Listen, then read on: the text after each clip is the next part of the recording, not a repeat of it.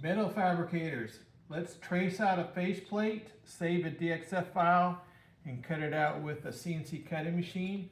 Just trace the outline with the pen stylus and save a DXF file. That looks good so far. Let's do that outside outline. Just trace the four corners.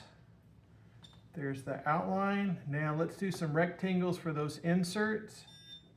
Just do any 3 points on that rectangle. Using the logic trace system to do this, it's so fast and accurate. Just trace an outline and save a DXF file. Oh, those look great. I got some 3-point circles here.